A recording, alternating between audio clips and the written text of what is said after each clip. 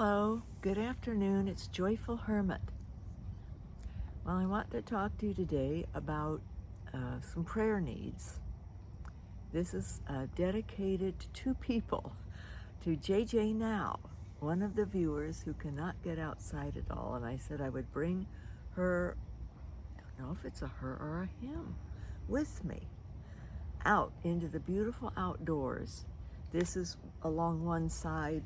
It's a little tree here. You can barely see this is called Geisha Gone Wild, this little limb that's reaching out here. And behind is a Picea omerica aurea. That's this tall conifer pine tree behind me. And this here is Eskimo sunset.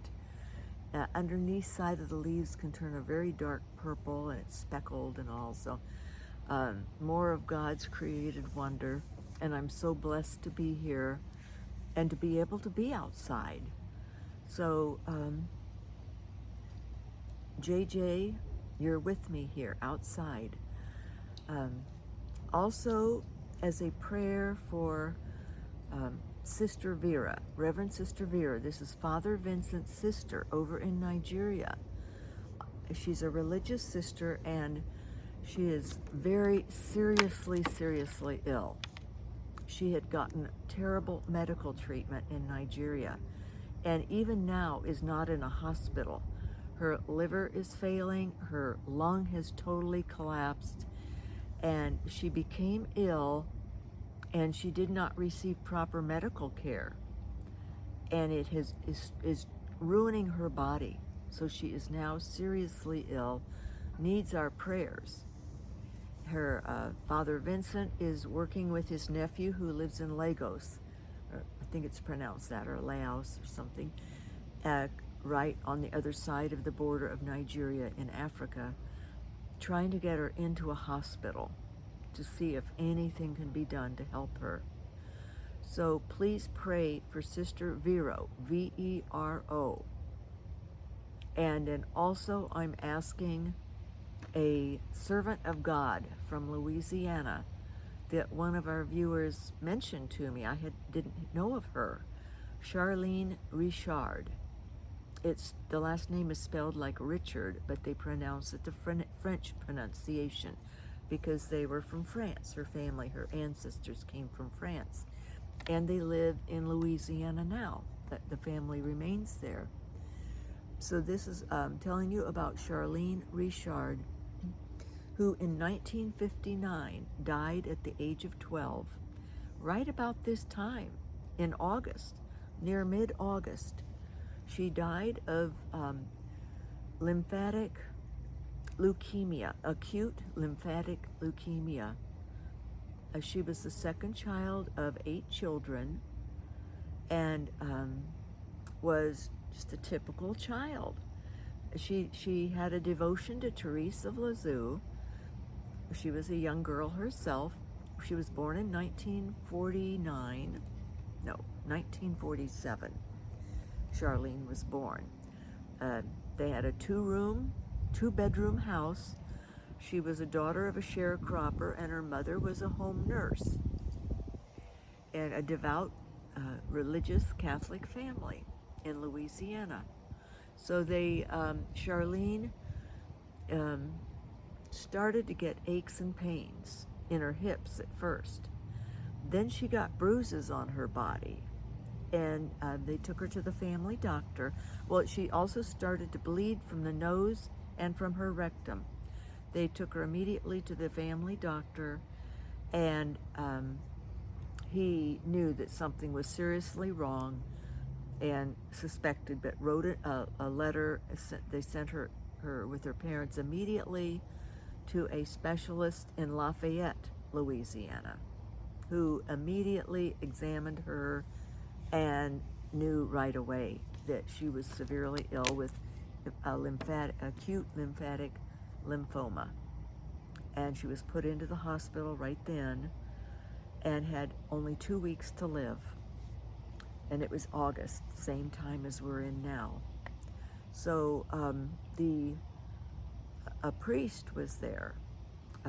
He was a newly ordained priest, young man, happened to be in the hospital, was assigned there, and in Lafayette, at the main hospital there. It's there today.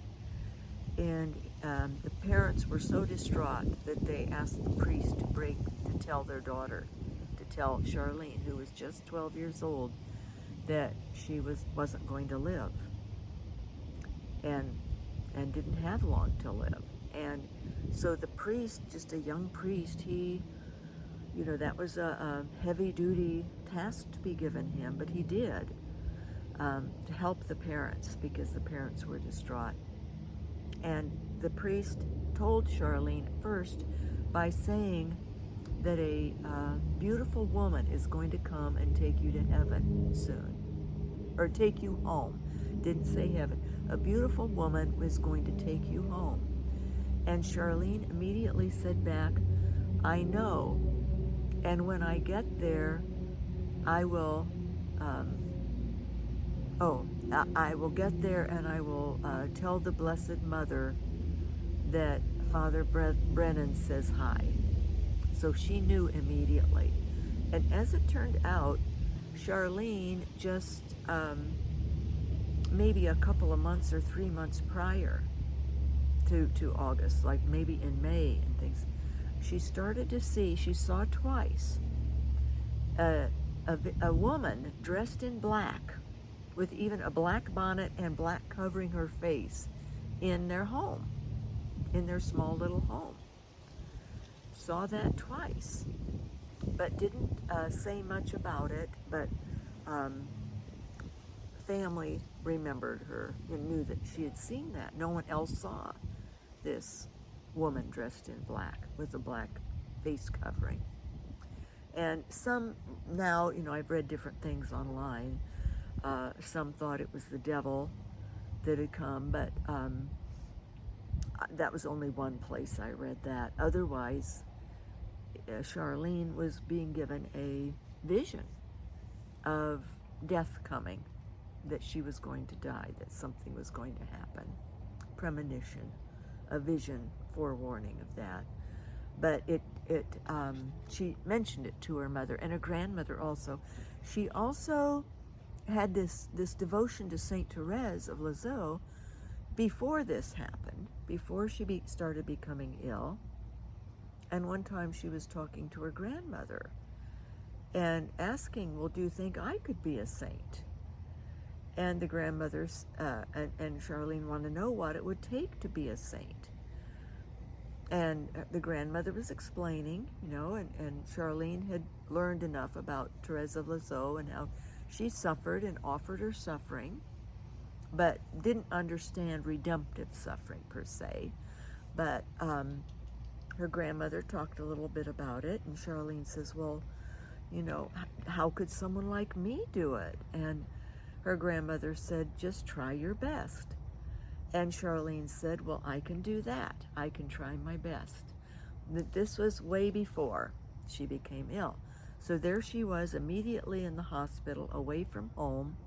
Her parents, would go back and forth, obviously. But Father Brennan, this young priest, would go daily to visit with her. And he explained to her what redemptive suffering meant. She told him of, her favorite saint was Therese of Lisieux. And so she immediately wanted to offer all the time she had left, all of her sufferings, for people who were sick and for souls. And so Father Brennan, each day, he would come in and she would say, well, who can I pray for today?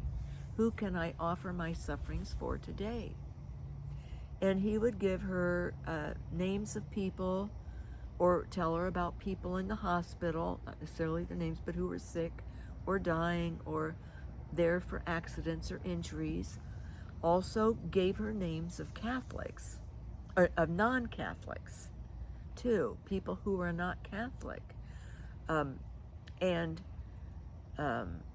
who he knew of, who were like maybe married to someone who's Catholic or resisting becoming Catholic or something, and not at all interested, because he would visit people in the hospital. That's part. He was a hospital chaplain, I'm assuming, why he was there.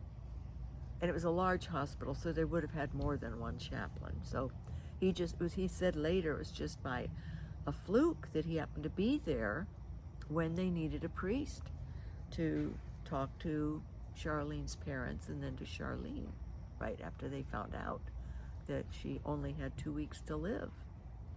So even in the hospital, the priest knew, and also a hospital administrator, I think there was a nun also, Teresita was her name, who knew of the miracles then, that everyone that Charlene offered her suffering for and prayed for got well, was healed, or converted to Catholicism, decided they were going to become Catholic without knowing that this little girl who had these 2 weeks left in her life was using every moment.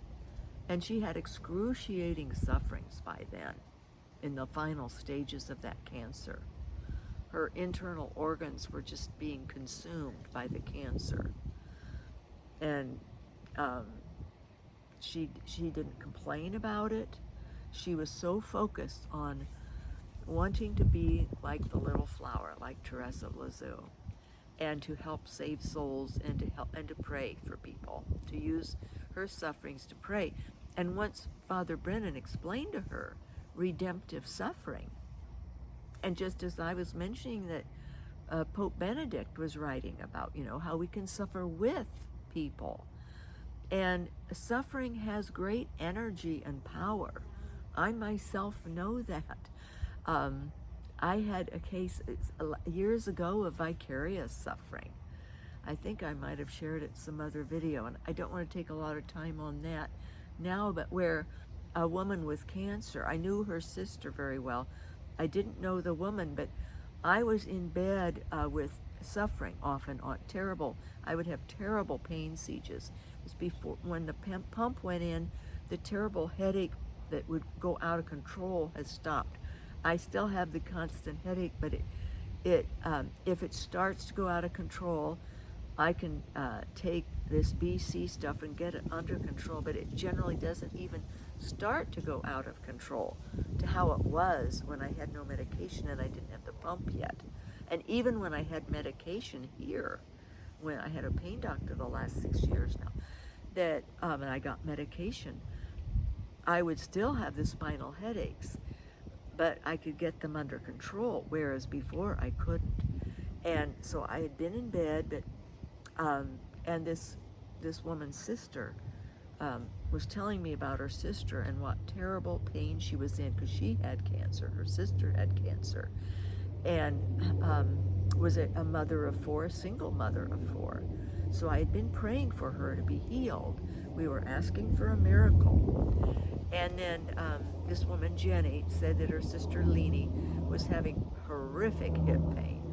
Just such terrible hip pain she couldn't get up to help with her children. And Jenny and her other siblings were going and trying to help her so she could keep her children with her and try to get through this terrible hip pain. And unbeknownst to Jenny, I decided I was going to offer to take on, if God would vicariously let me have her hip pain. I was in bed already with my headache and my back pain. I thought, why not just let me have her hip pain, and even forever, I didn't care. And because I was already knew that God wasn't going to heal me, and he had told me why he wouldn't. He wanted me to suffer. He wanted me not to suffer, but that I wouldn't be drawn back out into the world, away from him, out into the tangibles of the temporal world that I at that time didn't realize is all spiritual. So he didn't want me drawn away, and he wanted me for himself in this way of suffering, redemptive suffering. But at the time, I didn't grasp it that much, but I had been told to offer my sufferings by then. I just newly Catholic then. So sure enough, I got horrific hip pain. It was so horrific that a doctor came to the home and gave me an injection into the hip to try to relieve the pain. And it relieved it a little, but that was when I also started, because I didn't have pain meds then, I started taking ibuprofen. I mean, I took so much that after that I could never take it again because it affected my stomach. I tried even a couple of years ago to take the liquid gels that they have now, and I couldn't. And it only lasted 2 weeks, my severe pain, but I knew that it was Lainey's pain, and her sister called me during it. She says, "You aren't going to believe this. She has no hip pain at all." And we were talking, and I didn't say a word. And toward the end of the conversation, Jenny says, "Do you have her hip pain? Did you offer to take her pain away?" And I said, "Yes, I've got her hip pain." And I said, "I am so thankful I do, because it just lifted me up with my spine pain and everything and my headaches, that Lainey had a relief." But it lasted 2 weeks. I wished it would have lasted, and she did pass away. These things are God's will, and we don't know why or how He's using a person. And we may not know until much later or never. But Lainey in heaven knows, and her suffering was utilized by God for some great purpose. It could be that one of her children would grow up and be tempted to do something wrong and think of his mother and not. God uses all means for all souls. So anyway, this little Charlene died, and after her death, her mother and father started getting all kinds of letters and phone calls of miracles happening, because word started to spread that Charlene's prayers helped with miracles. And so people asked her, our souls live. So they asked her where she would be in heaven, or close to it, probably pure love very soon after dying, after she went through what she went through at such a young age, with such simplicity and such faith and such selflessness. Oh, excuse me.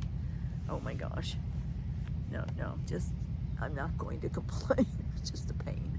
So anyway, yes, so people then, and it just became incredible, all of the miracles, major miracles.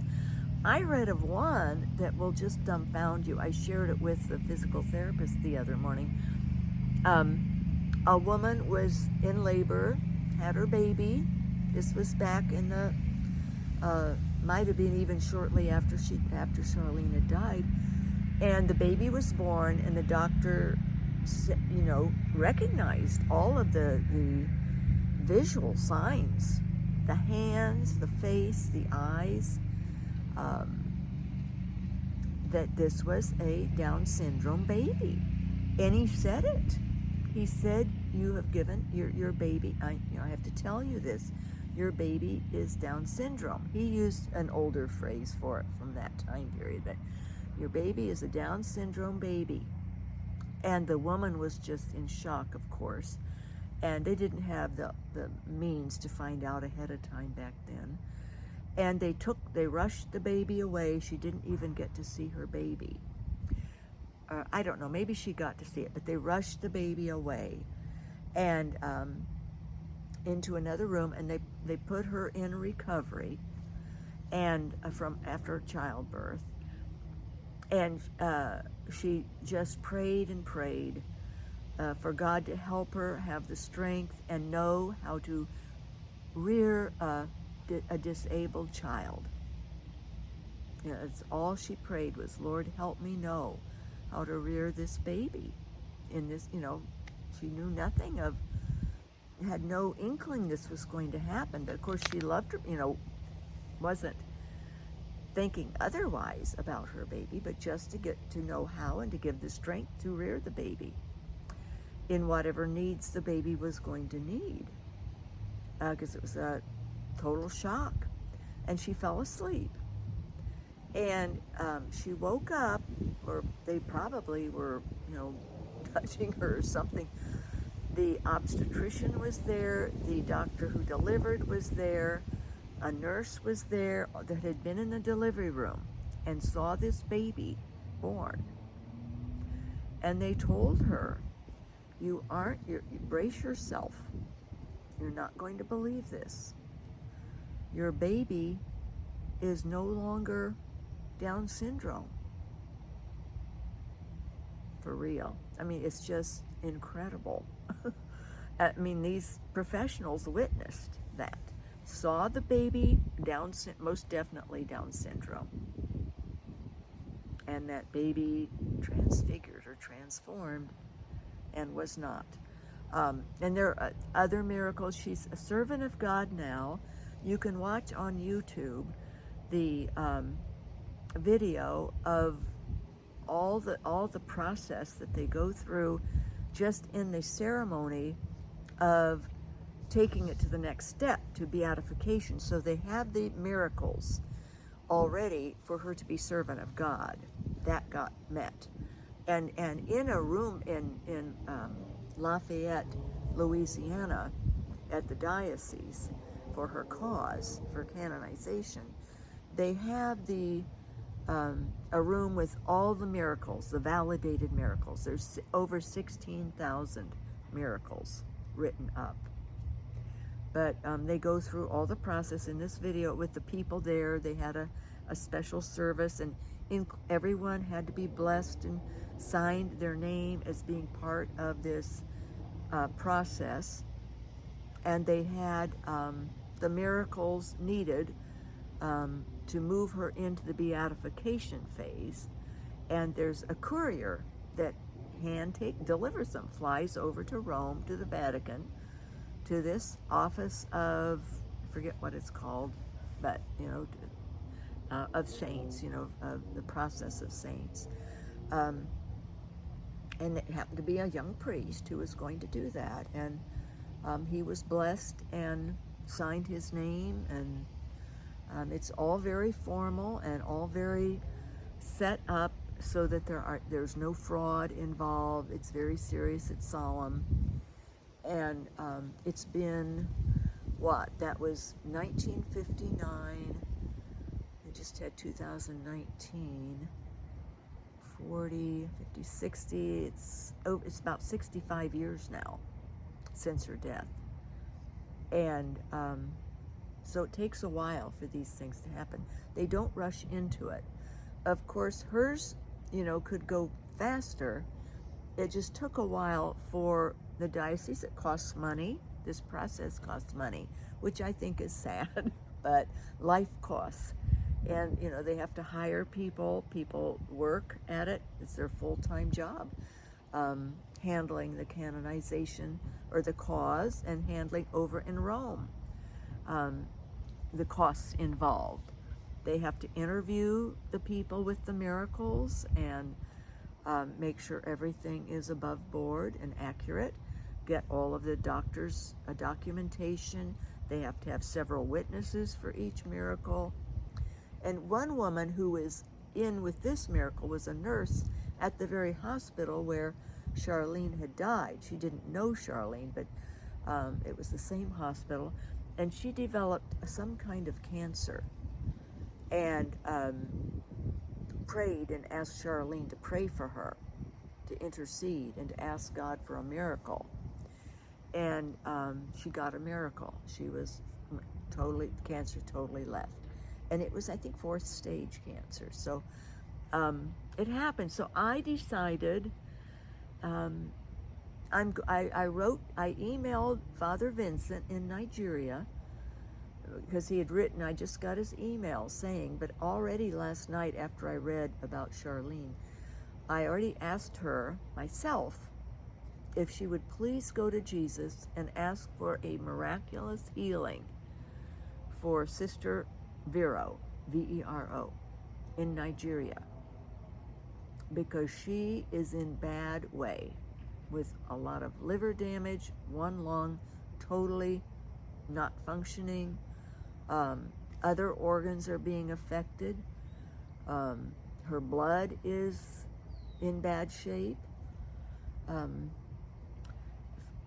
Like I say, Father Vincent's working hard with, and I asked him, I said, if you need anything to help to get her into a hospital in another country, which is what they're trying to do, is to get her to another country.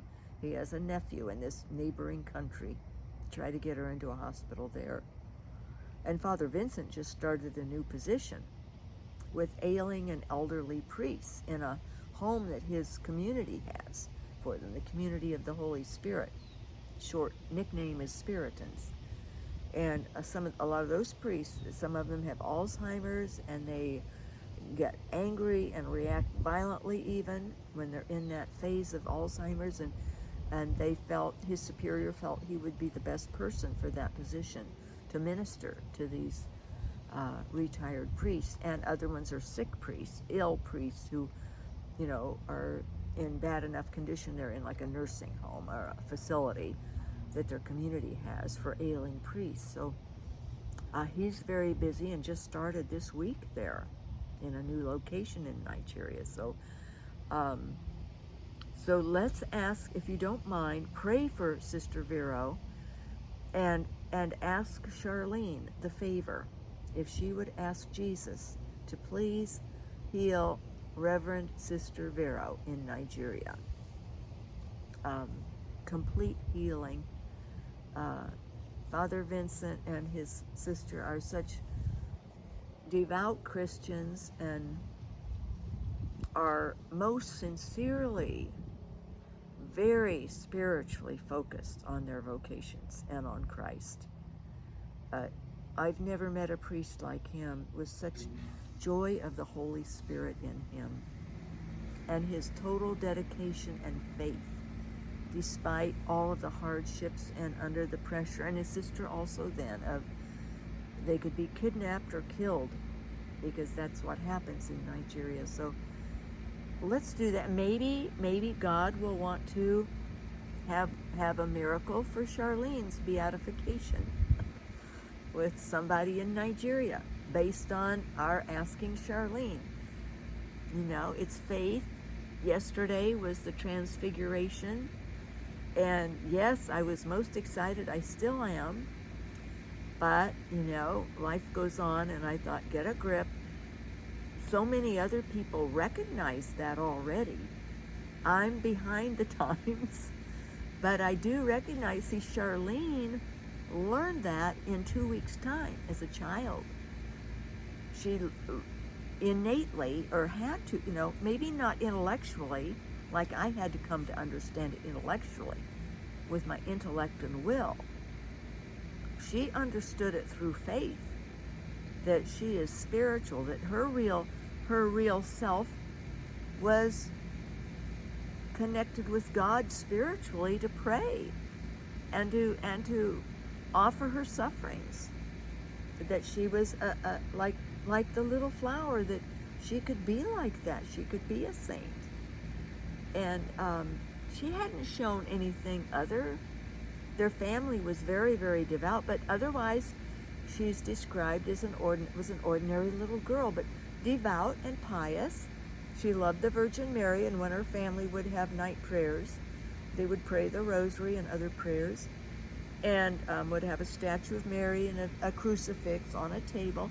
She would go out and get flowers and put them on the table for the Virgin Mary, and so she had piety and devotion and love of God, and but she didn't, other than seeing the woman dressed in black twice, she had no other visions or mystical experiences. God uses who he wants.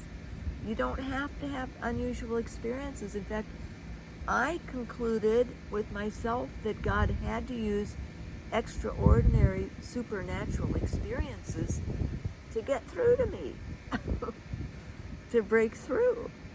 And even as a child, maybe, or to gave me this sense, because I otherwise would be totally lost.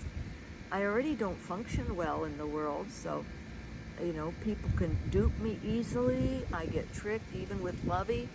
That breeder tricked me. But he was huge. He was going to be huge, and the man knew it. Everybody says, oh, the man would have known it. A breeder would have known it.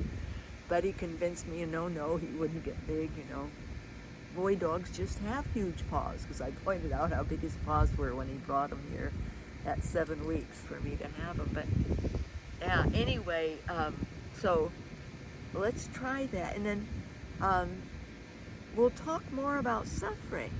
Those of you who are suffering greatly and feel like you have no purpose or your life is over, no, your life is just beginning. Just start offering your sufferings, even your awful memories, your traumas. Offer your PTSD. Offer your anxiety. Offer your sadness. That's suffering. Offer it all for people, specific people, and in general, for whoever God wants. But I recommend, if you're just starting out, offer for some specific intentions, because I think God will grant your prayers, at least one or two, right off, just so that you have faith then, and you realize it's real. This is real. Redemptive suffering is real. And vicarious suffering is real. I found that out for sure. Now, I also want to bring up my cousin Philip. He's 5 days older than me. In fact, my son was born on his birthday, and I knew my son was going to be born on Philip's birthday. But Philip died when he was 18. He was a star basketball player, and he came into that his junior year in high school, and by senior he was a star, great future ahead of him. But he started coughing, had a sore throat, was given penicillin. The team doctor was a local doctor, older doctor. He kept giving him injections to keep him playing basketball. And then after the basketball season was over, my cousin was so sick, he went to the family doctor who ordered a different doctor. My aunt had it with this other doctor and was worried for him and was, upset that they just kept, giving him things to keep him going, and he never got better. His cough got worse. Then he started getting pains in his bones. So she before that even happened, though, she got him to a different doctor in town, a new doctor, young doctor. He immediately had x-rays done on his lungs and immediately saw it had already gotten into lung cancer. And they sent him to this nearby city, to the hospital there, and it was all through his body. It was in his bones then. That's why he had the bone pain.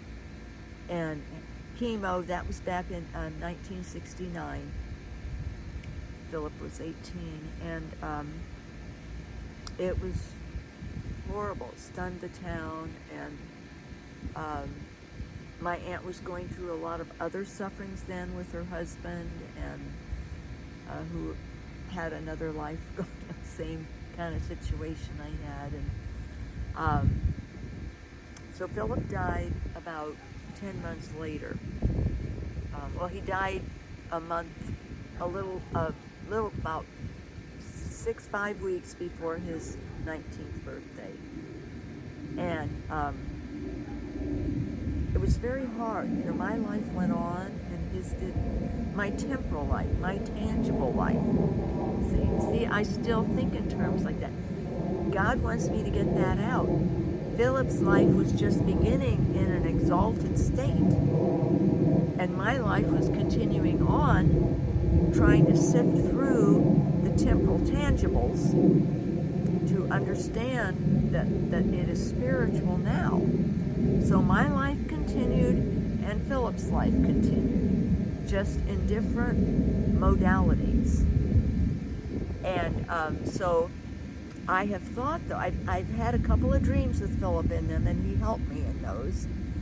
But I remember after his death, my mom telling me that my aunt was driving in the city, and it was nighttime, driving along through the street with lots of, traffic lights all along, and at night, and all of a sudden heard this voice say, "Stop, stop." And my aunt looked up, and she was just ready to go drive right through a red light in this city. And she hit the brakes and was saved, because there was cross traffic. And she would have been T-boned or T-boned somebody. So,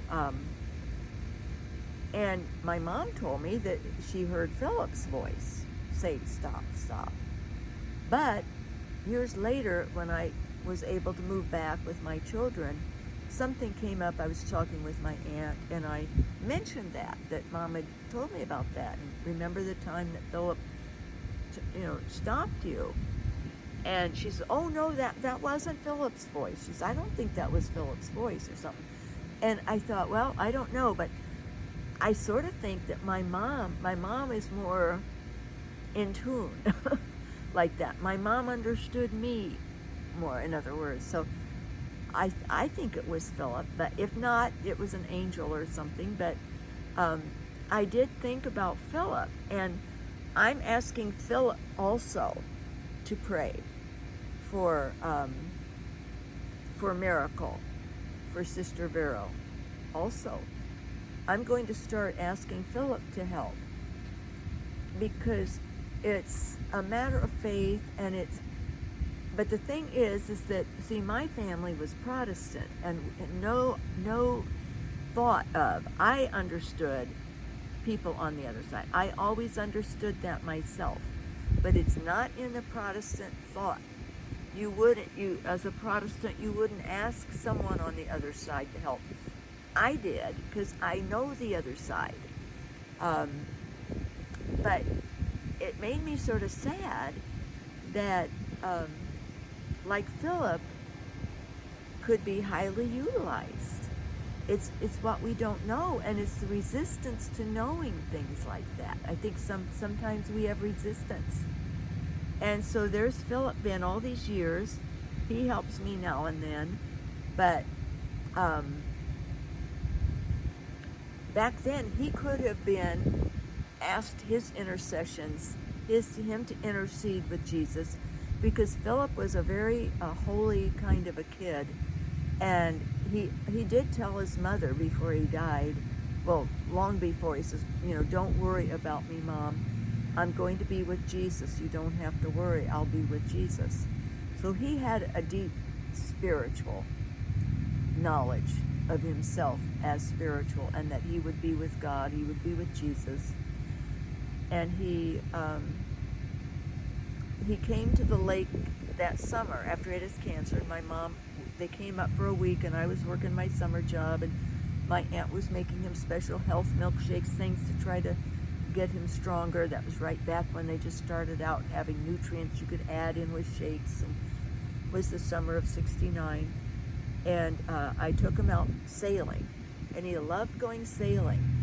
That we couldn't go very fast because my boat was so tiny, the waves would move us around. But he came back in, he's just so sweet, and he told his mom, he says, we need to get, just about said my name, we need to get so-and-so a little flag to put up on the top of her sailboat so she can see which way the wind is coming.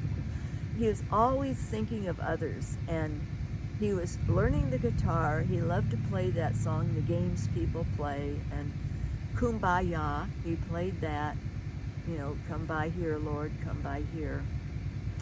Someone's praying, Lord, someone's crying, Lord, someone's praying, Lord, come by here. So if all of the Protestants in that town would have, and probably a lot of the Catholics would have connected, that Philip could help. And he didn't understand ahead of time because he had no knowledge of any saints. I was 44 and didn't. Well, I'd read Teresa of Avila by then, finally, but I didn't know. I'd read the book that my mom had sent me and recognized later that they were all saints, but they didn't have the saint in front of them, or my mother wouldn't have sent that book to me. But it was a life-altering book for me, in that I recognized that these were people like me. Not the saint part, because not all were canonized or anything, but how they saw things and experienced odd things happening. So I find God is moving in us lately. There's just a lot of movement in my life, and I hope in yours, with the understandings that I'm getting thanks to you all and the comments you leave and sharing your life with me. It helps me understand, because I was so touched and thought this can't be, when one viewer felt that the life was over because her temporal, her tangible had been, her spine had been ruined, and her physical life had been plucked away. And that really, God used that. The Holy Spirit used that for me to realize that I was still on the fence, or back and forth. I've spent a lot of time leaping between worlds, the spiritual and the tangible temporal that is not real. So this is why it's so earth-shattering for me, but I'm realizing Philip can be utilized. Well, I've already utilized people on the other side, but it touched me that Philip could have been utilized way back by all these townspeople, and he would have helped anyone from his position on the other side. And he was a very pure type young man, and caring, and he went, if he's in heaven, I have proof of that from my encounters with him since. But anyway, it's something to consider, and that made me sad to think that Protestants miss out on so much because they've been indoctrinated, passed down generationally since the Reformation. There's all these terrible stories about Catholics and the crazy things they believe in, when it's a spiritual reality. That's all it is. It's real. It's how it is. That's more real than watching a basketball game on TV or something. It's the spiritual realm is here, and it's the real. And our souls are capable of so much more once we start existing and honoring our spiritual selves and God as our spiritual one and only that we love above all else, and we start on this path of pure love. So the effects of the transformation and the transfiguration are still with me. I'm like in awe of all that. And so anyway, redemptive suffering is spiritual. It's real. And I offer my sufferings, but I go weak then. I get distracted by the tangible around me, and start griping, or go back into this very same thing of well, why couldn't I have done this, or it's just waste of breath and thought and energy, spiritual energy that God gives us. He gives us love, the spark of life, to be used as spiritual beings for great things for God, through just little means, little ways of just even maybe thanking Him for the beauty of the tree and the reality of the spiritual world. So God bless His real presence in us, and thanks for praying, and let's see if we can ask Charlene, and if Charlene can intercede with Jesus for Sister Vero, and anyone else you want also that I don't know about. I'm doing Sister Vero, and I privately on the side also have asked for help for someone else I know. So, well, actually lots of people, even my pain doctor this morning, I'm tacking him on. I'm going to ask my cousin to especially help with that because it involves his teenage son. So, my pain doctor's teenage son, growing issues, growing up issues. So, God bless you all.